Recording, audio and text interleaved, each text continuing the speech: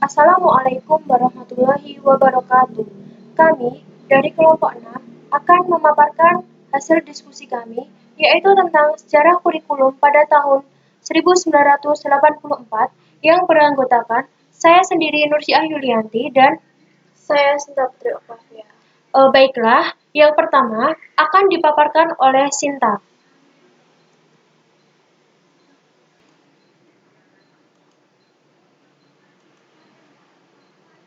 Pertama-tama, saya akan menjelaskan tentang pengertian kurikulum secara umum. Secara umum, kurikulum adalah suatu program pendidikan yang berisikan berbagai bahan ajar dan pengalaman belajar yang diprogramkan, direncanakan, dan dirancangkan secara sistematik atas dasar norma-norma yang berlaku yang dijadikan pedoman dalam proses pembelajaran bagi tenaga kependidikan dan peserta didik untuk mencapai tujuan pendidikan. Dari pengertian di atas dapat dimaknai bahwa kurikulum ada tiga konteks, yaitu sebagai jumlah mata pelajaran yang harus ditempuh oleh peserta didik, kemudian sebagai pengalaman belajar, yang ketiga sebagai rencana program belajar. Kemudian sejarah kurikulum di Indonesia.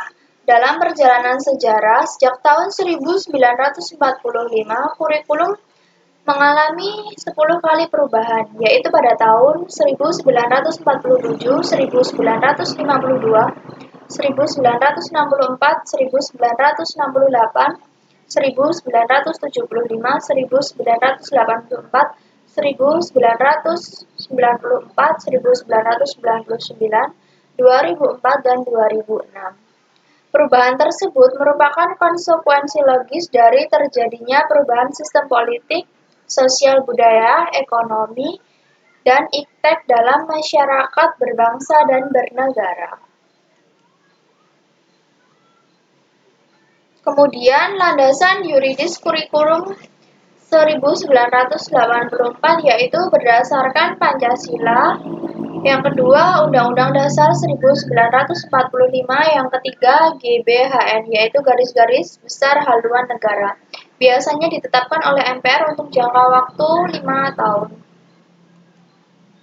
Kurikulum 1984 banyak dipengaruhi oleh aliran humanistik yang memandang anak didik sebagai individu yang dapat dan mau aktif mencari sendiri, menjelajah, dan meneliti lingkungannya.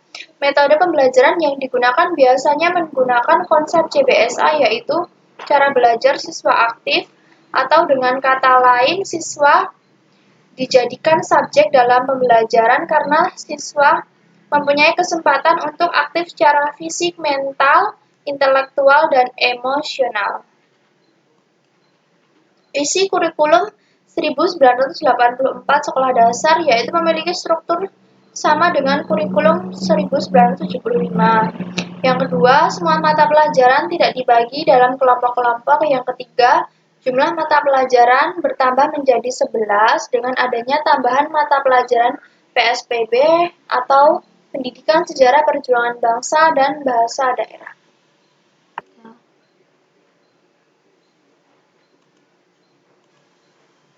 Selanjutnya, ciri-ciri kurikulum tahun 1984. Yang pertama, berorientasi pada tujuan institusional, bahwa pemberian pengalaman belajar kepada siswa dalam waktu yang terbatas di sekolah, jadi harus benar-benar efektif dan fungsional untuk menentukan bahan ajar dan menentukan tujuan yang harus dicapai seorang siswa. Yang kedua, pendekatan pengajaran berpusat pada anak didik, cara belajar siswa aktif atau CBSA. CBSA adalah pendekatan pengajaran yang memberikan kesempatan kepada anak untuk aktif terlibat secara intelektual, fisik, mental, dan emosional. Yang ketiga, materi pelajaran dikemas dengan menggunakan pendekatan spiral.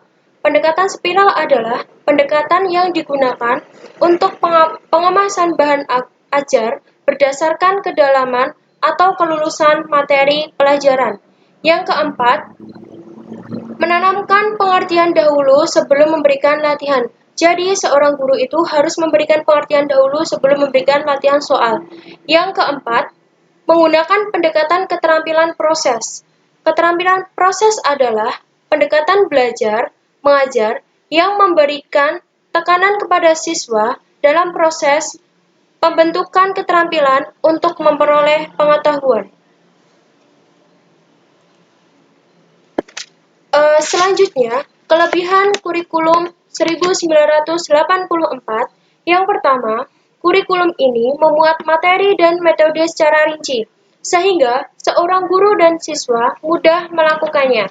Yang kedua, anak dapat belajar dari pengalaman langsung, jadi ditunjukkan dengan peningkatan diri dalam melaksanakan tugas, mengemukakan pendapat dalam diskusi di kelas. Yang ketiga, kualitas interaksi antara siswa sangatlah tinggi. Seorang siswa harus mempunyai interaksi yang tinggi di dalam kelas, baik intelektual maupun sosial. Yang keempat, keterlibatan siswa dalam kegiatan belajar dapat meningkatkan peningkatan diri siswa. Selanjutnya, kekurangan kurikulum tahun 1984. Yang pertama, banyak sekolah yang mensalah tafsirkan metode CBSA. Mereka beranggap bahwa diskusi yang dilakukan itu menjadikan suasananya menjadi gaduh. Yang kedua, guru dan siswa mengalami ketergantungan pada materi dalam suatu buku teks, sehingga membentuk guru dan siswa tidak kreatif untuk menentukan metode yang tepat. Yang ketiga, proses pembelajaran hanya didominasi oleh seorang atau sejumlah siswa. Seorang siswa menolak pendapat peserta lain, sehingga siswa yang pandai akan terlambat pandai, dan siswa yang bodoh akan ketinggalan. Yang keempat, guru berperan sebagai fasilitator. Tanggung jawab seorang siswa dalam kegiatan belajar sangatlah kurang. Selain itu, guru juga kurang berkomunikatif. Yang terakhir, materi pelajaran tidak tuntas dikuasai siswa karena memerlukan waktu yang banyak dalam pembelajarannya.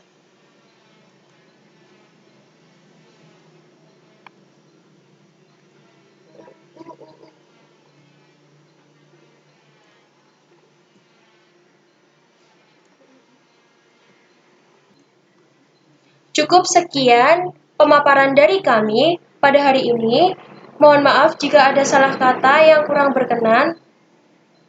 Cukup, terima kasih. Wassalamualaikum Wassalamualaikum warahmatullahi wabarakatuh.